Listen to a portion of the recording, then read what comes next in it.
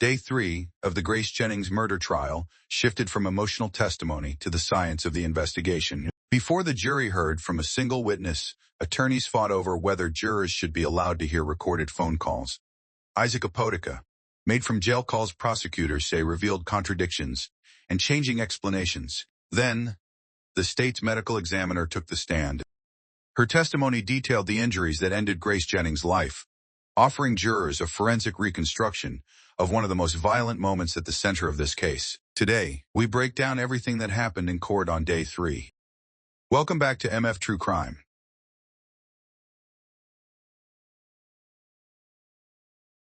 If you're just joining this case, we've already covered Day 1 and Day 2 of the Grace Jennings murder trial. You'll find links to both videos in the description below and pinned in the comments, so you can catch up on everything that's happened so far.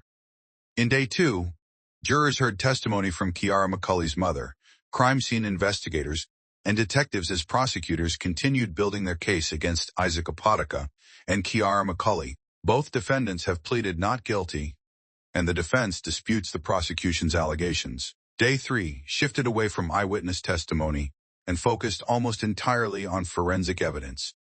The day began with arguments over whether Isaac Apodaca's recorded jail phone calls could be played for the jury. After the judge ruled on that issue, prosecutors called the state's forensic pathologist, who walked jurors through Grace Jennings' autopsy before fingerprint and DNA experts took the stand. Here's everything that happened in court. Day 3 of the trial focused on some of the prosecution's most powerful forensic evidence.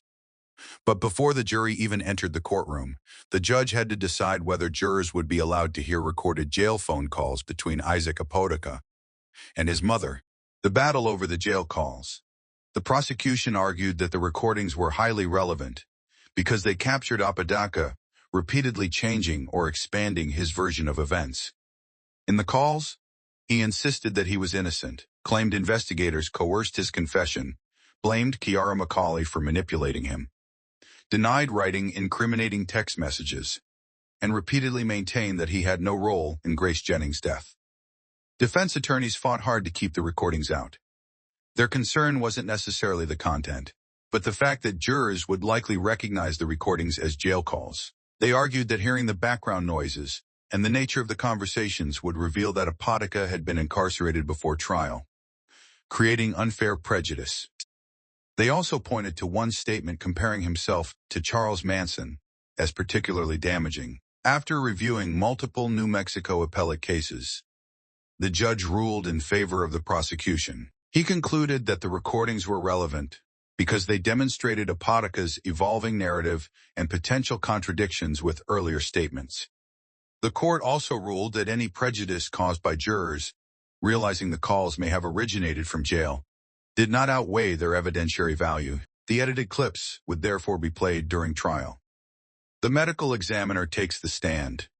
The state's first witness was forensic pathologist Dr. Emily Helmrich, who supervised Grace Jennings' autopsy and formally certified her cause and manner of death. She testified that Grace died from multiple sharp force injuries and classified the death as a homicide. Dr. Helmrich carefully explained basic forensic concepts for the jury, including the difference between stab wounds and slicing wounds, how blood pressure affects bleeding, why certain injuries can be identified as occurring before or after death, and how wound tracks reveal the path taken by a weapon through the body.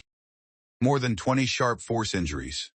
The autopsy revealed an exceptionally violent attack. According to Dr. Helmrich, Grace suffered 12 stab wounds, at least 8 incised cutting wounds, multiple injuries to both hands consistent with defensive wounds. Several wounds penetrated vital organs, including the lungs, liver, spleen, and diaphragm, while others damaged major blood vessels. One of the most significant findings involved several wounds to Grace's neck. Although some neck injuries looked devastating, Dr. Helmrich testified that several of them, including one that severed the carotid artery, most likely occurred after Grace had already died, because the surrounding tissue lacked the bleeding expected in a living person. That testimony suggested the attack may have continued even after death. Evidence of a struggle.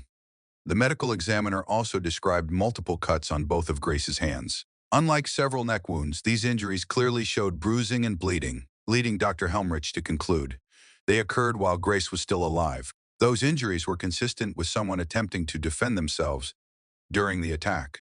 Cross-examination. During cross-examination, the defense attempted to narrow the certainty of the forensic conclusions. Dr. Helmrich acknowledged that she cannot determine exactly how much force was used during each stab. She cannot identify the specific weapon from the wounds alone, and she cannot reconstruct every movement that occurred during the attack. However, she remained firm on her central conclusions regarding the cause of death, the timing of many injuries, and the classification of Grace's death as homicide. Fingerprint and DNA evidence. The prosecution then shifted into forensic laboratory testimony. Latent fingerprint examiner Jeffrey Smith described his extensive experience in fingerprint examination before discussing evidence processing. He was followed by DNA supervisor Rosalind Archuleta, who explained the laboratory's DNA testing procedures and contamination safeguards before presenting DNA results from evidence collected during the investigation. Among her findings were DNA mixtures recovered from clothing in which the major DNA profile belonged to an unidentified female, while Isaac Apodaca, Kiara Macaulay, and Grace Jennings were excluded as contributors to that major profile. End of day 3.